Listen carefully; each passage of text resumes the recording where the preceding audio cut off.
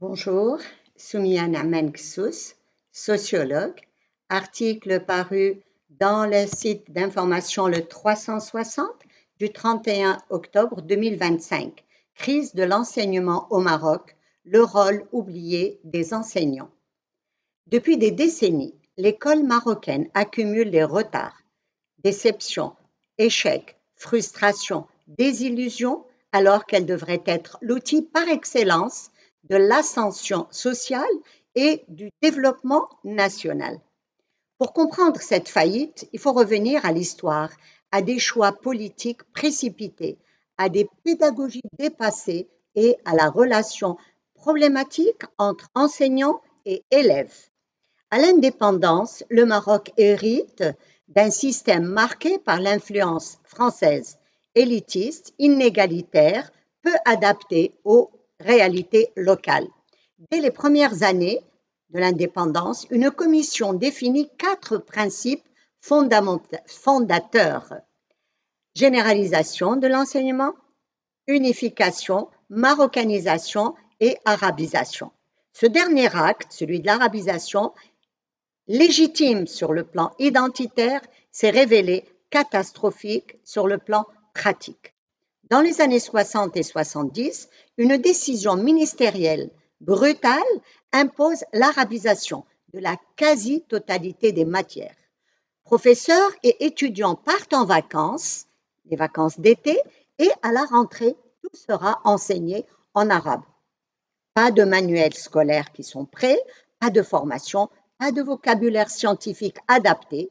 Résultat, les enseignants et les élèves vont être complètement déboussolés. À ce jour, des générations d'étudiants, notamment dans les disciplines scientifiques, sont handicapés dans leurs études supérieures où le français domine encore.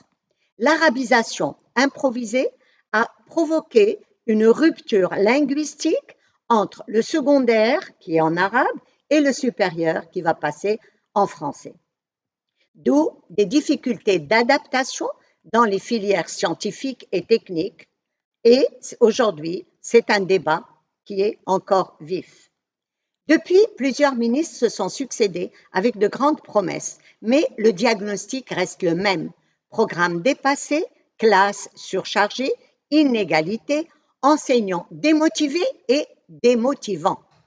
L'école rurale, elle, souffre particulièrement. Manque de professeurs qualifiés, absentéisme chronique des enseignants, infrastructures insuffisantes, beaucoup d'enseignants raquettent les parents d'élèves et favorisent les élèves dont les parents fournissent les denrées alimentaires et les repas, et ceci est une réalité. Les programmes scolaires sont saturés, encyclopédiques, peu adaptés aux évolutions de la société. Ils étouffent l'éveil, la curiosité. La pédagogie repose encore sur la mémorisation au détriment de la créativité, de l'imagination productive, de la réflexion critique, de l'analyse, de l'esprit d'analyse. On forme alors des élèves capables de réciter des leçons, mais incapables d'argumenter, de produire ou d'innover. Arrivés à l'université, beaucoup d'étudiants restent passifs, tétanisés à l'idée de prendre la parole, incapables de contredire un professeur ou de développer un avis personnel. On fabrique alors des générations fragiles face aux exigences d'un monde qui exige initiative et pensée critique. La dignité des élèves est trop souvent écorchée. Violence verbale, violence physique, violence psychologique, y compris dans de très nombreux établissements privés. La relation aux enseignants est souvent basée sur la peur et non sur le respect mutuel. Dès le primaire, au moment où la personnalité de l'enfant se construit, les élèves sont maltraités, humiliés, menacés. Souvent, le gardien de la cour de récréation se tient avec un gourdin à la main. Les enfants passent ensuite leur soirée à mémoriser leurs leçons. S'ils échouent à les réciter le lendemain, ils s'exposent à la colère des enseignants, aux insultes, au mépris. En tant qu'enseignante, je crie haut et fort et j'assume ce que je vais dire. que la majorité des enseignants a une très grande responsabilité dans la défaillance de l'enseignement. Leur comportement ne les prédispose pas à être des modèles. Plutôt qu'éduquer, ils écrasent des personnalités en devenir. Le hugra commence dans les écoles. Le hugra, qui vient de l'arabe hakara, c'est-à-dire mépriser, un sentiment d'humiliation, d'injustice. Être mahgour, c'est être lésé, écrasé, méprisé. Cette hugra, les jeunes la subissent dès leur plus jeune âge. Souvent, ils ne sont même pas épargnés dans les universités. Parole d'enseignante ayant 38 ans d'enseignement universitaire. Et donc, élèves et étudiants vont garder de la haine et de la rancœur. Certes, il serait injuste de ma part de généraliser. Il existe, et heureusement, il existe des enseignants consciencieux et dévoués, mais je dis, ils sont minoritaires. Beaucoup considèrent que le salaire faible comme une excuse à leur négligence. Oui, c'est vrai que les salaires sont bas, mais est-ce qu'on a le droit de détruire des générations parce qu'on est mal payé? Je considère que c'est une faute morale grave.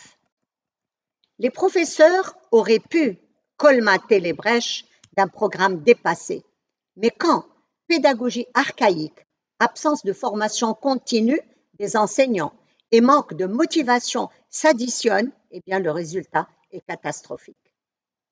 En 2022, Ben Moussa, ancien ministre de l'Éducation nationale, a annoncé que 77% des élèves du primaire, 77% des élèves du primaire peinent à lire un texte en arabe.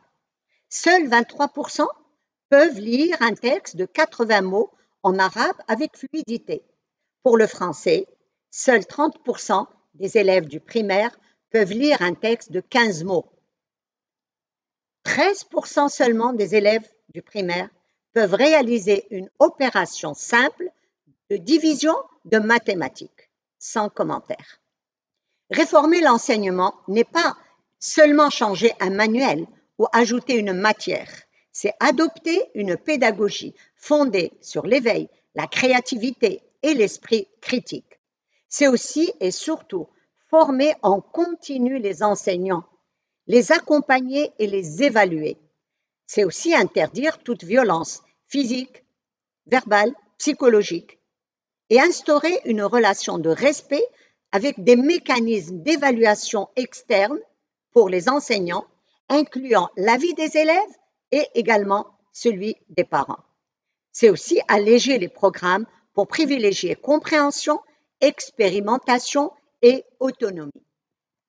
Avant, les inspecteurs faisaient le tour des établissements pour évaluer les enseignants. Pourquoi ces inspections ont-elles été supprimées? Les très rares fois où elles sont faites aujourd'hui, elles ne sont que de la poudre aux yeux sans aucune suite. Aucune réforme ne peut réussir si les ressources humaines censées la porter ne suivent pas sa logique.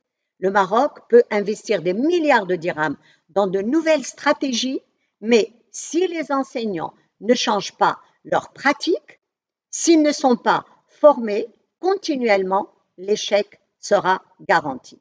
Je vous remercie.